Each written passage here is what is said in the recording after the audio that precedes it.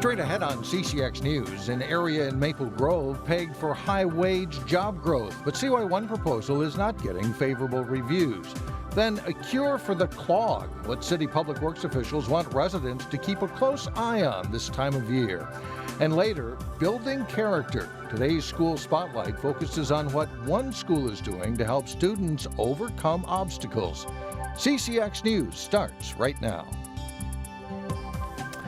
Hello everyone, and thank you for joining us. The future of a prime piece of real estate in Maple Grove remains uncertain. This after the Maple Grove Planning Commission recommended denying the most recent proposal for office and warehouse development. Reporter Shannon Slatton has more.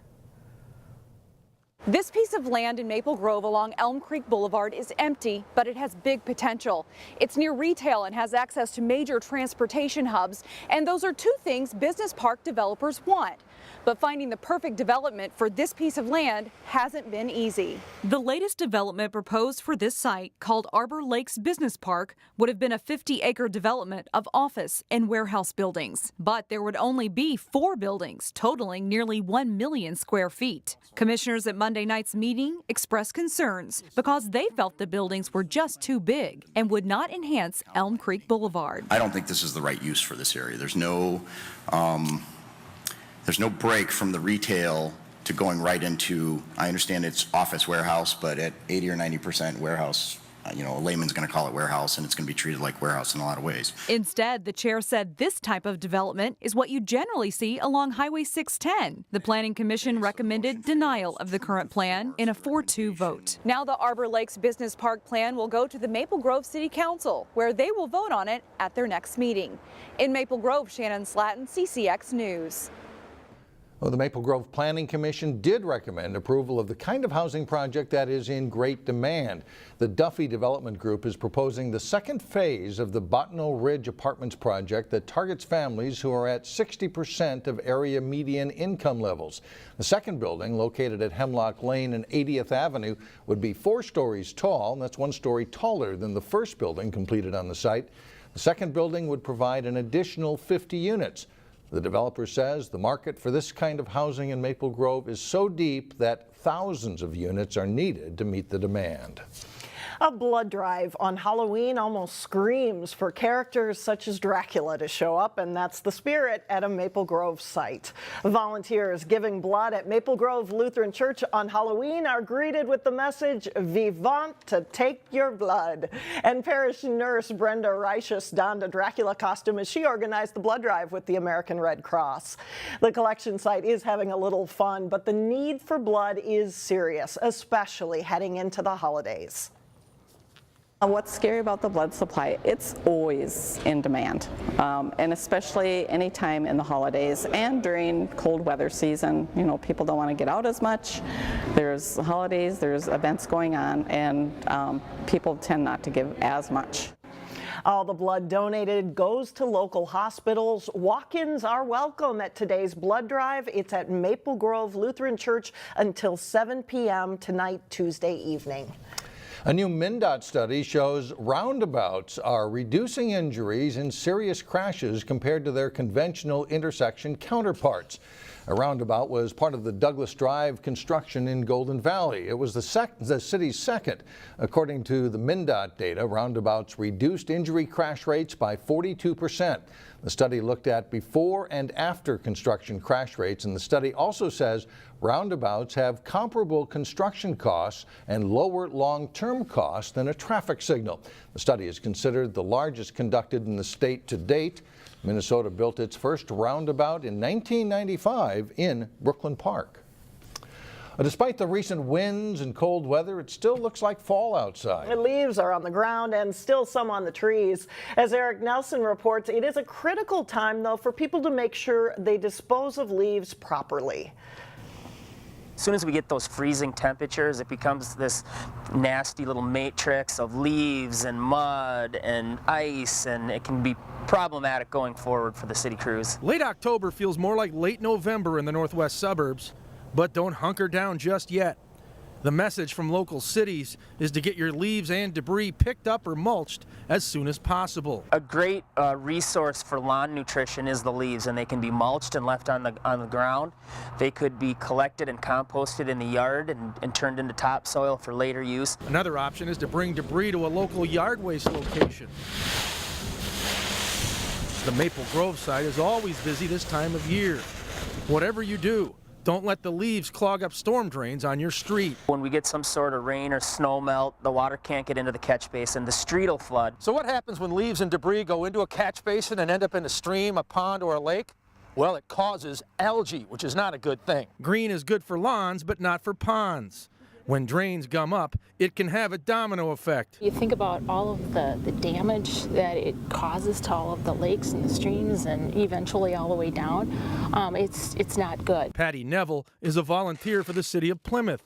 On a weekly basis, she cleans up area storm drains and neighborhood parks. It's a good feeling and know that, we're trying to take care of our earth as long as we're on it. We have a number of volunteers, that'll keep a catch basin clean or that, quote, adopt a catch basin type work. For Neville, this is draining work in a good way.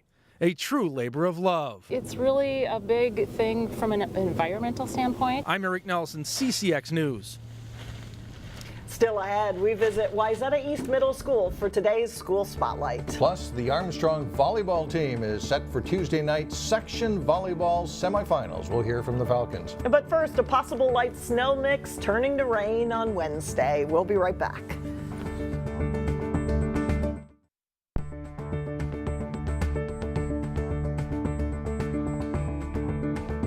The goal of every school is to provide its students with the best possible education. The hope is that a curriculum of reading, writing, and math will give students the tools they need to excel when they get older.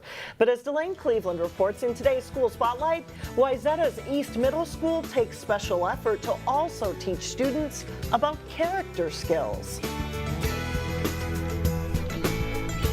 All right. Every day, more than 700 students in grades 6 through 8 make their way to Wayzata East Middle School in Plymouth. We're charged with ensuring a world-class education that prepares each and every student to thrive today and excel tomorrow in this ever-changing global society. A world-class education can come in many forms. Stories, poems, writing. And in this particular class, the students are learning how to give impromptu speeches. You can send very large files with lots of text. While the content of this lesson is certainly important, we know that we need more than that to really achieve excellence. That's why every morning at 9:10, first thing I want you to do is just shut your eyes for a moment. The students begin their day with what's called advisory period. And I want you to think about your goals for school. During advisory, staff members don't teach a subject you'd find on any test. So what is your plan? Instead, they're teaching students about character skills. We focus very much on teaching them to set goals for themselves and to aspire for things beyond what they're doing today, to dream and look at how they can achieve those goals. Rachel Marcoulier is one of the teachers in charge of planning the advisory program. Right, you want to be proud of you. You want to like you. Teachers like Christian Bihreen then lead a class of about 17 students on lessons such as how to overcome hurdles in life. Even if they don't accomplish their goal, we can say, hey, look, you overcame this obstacle and this obstacle and this obstacle. This one got you, but look at how much you accomplished. It's a curriculum the students and staff take seriously. And when a student needs a little more guidance... So how do you feel about that? How do you feel that goal is going? The school provides one-on-one coaching. Middle school can be really confusing, and for some kids, they're not really clear on what they want. And so I work with these kids, and then I also help them in the classrooms. That's awesome. Ultimately, the goal is to provide students with the skills they need to meet any challenge that's put in front of them. It's a strategy that can work both inside and outside the classroom and pay dividends for years to come. We want to give them confidence to be able to go into high school and beyond and know that they will be successful, that they can aspire to whatever they want. In Plymouth, Delane Cleveland, CCX News. Going forward, school officials say they'd like to see corporations come in to work with the students and help them identify a problem in the community and come up with a plan to solve that problem. Still ahead, pumpkins that didn't make it long enough to see Halloween night. But first, the Wayzata girls soccer team plays for a spot in the state final. John Jacobson has their semifinal highlights next in sports.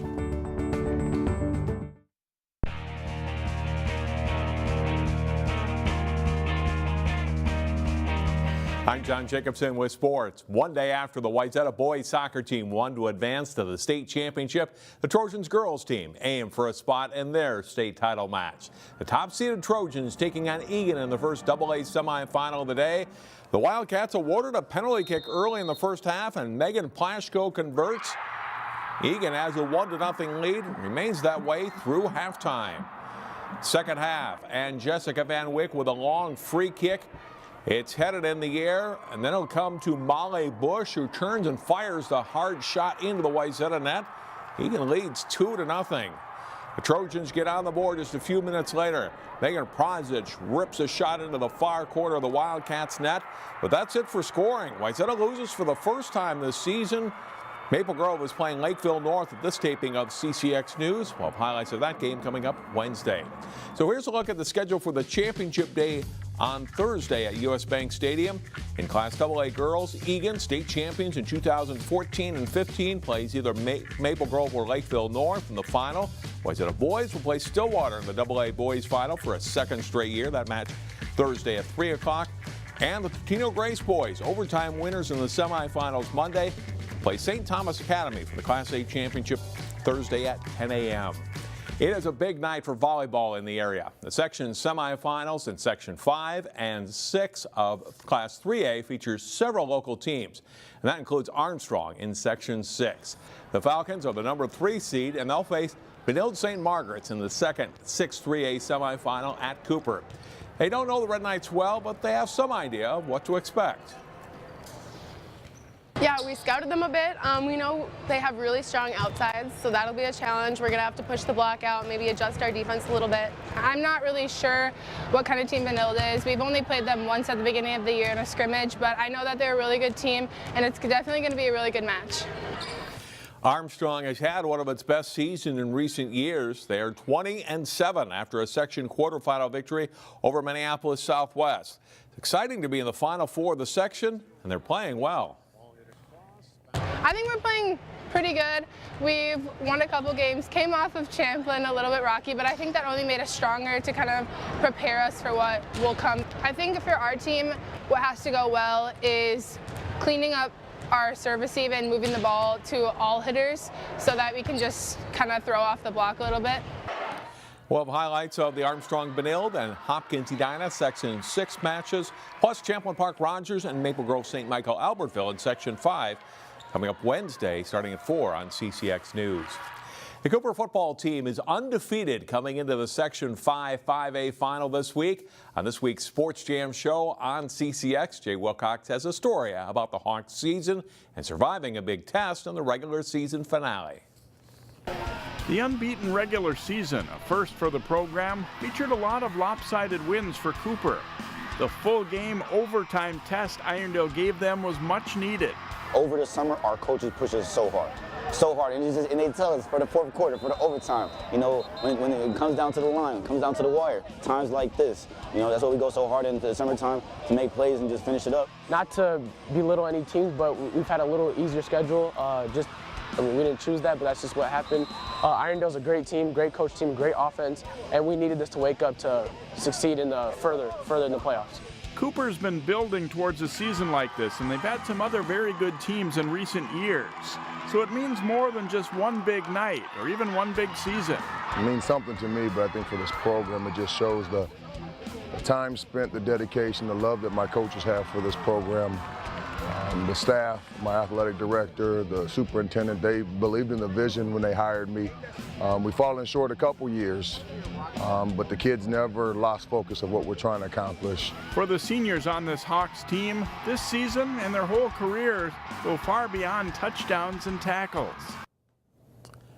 You can see the rest of that story and more on this week's Sports Jam. It's on through Wednesday at 3:30, 6:30, and 9:30 p.m. here on CCX. And that is all for sports. Mike and Alex, back to you. Oh, an exciting time. Thanks, John. Up next, the great Big Pumpkin question. And which ones will survive the annual rooftop drop when we come back?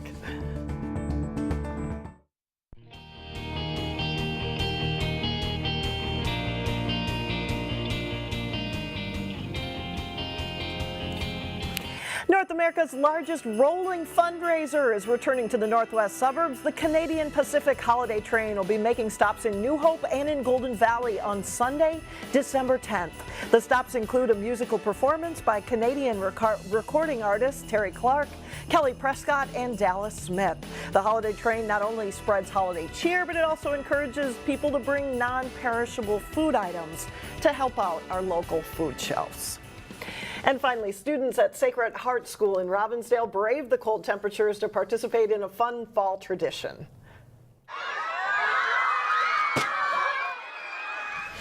Some of the students dressed in costumes as they watched pumpkins being dropped off the top of their school building. Students wrapped the pumpkins in different types of biodegradable materials with the hope of preventing them from cracking open. Each grade level took turns tossing the gourds. Our pumpkin survived, so that's good. And the funny thing is we just packed it this morning, so it was really fun, yes. It was just fun to see him drop, and I really wanted to win, but everyone didn't break. Impressive to see that they all did survive. This was the second year for the Sacred Heart Pumpkin Drop. And as we get into Halloween night now, if your child has allergies to things like milk or eggs, peanuts, and still wants to go trick-or-treating, one idea might be to look for teal-colored pumpkins out on the doorstep. There are a lot of homes in the Northwest Metro that have them, and you can see a map online. Go to foodallergy.org, and instead of candy and things, they'll have non-food treats for you, like little Look toys. for the teal. Good reminder. Yeah, and get out and enjoy Halloween as well. Yeah. That's it for now. Thanks so much for joining us, everyone. We will see you back here on Wednesday, starting at 4 o'clock.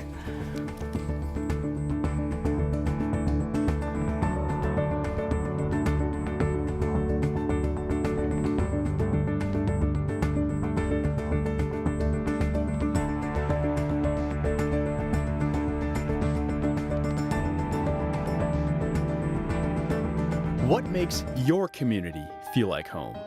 Is it knowing what's happening in your neighborhood, or when people know your name? Connections make us a community. For more than 30 years, Northwest Community Television has connected citizens, neighbors, even sports fans through video. As life gets busier than ever, we will still offer you a connected community experience through CCX Media, so you can stay connected to the place you call home.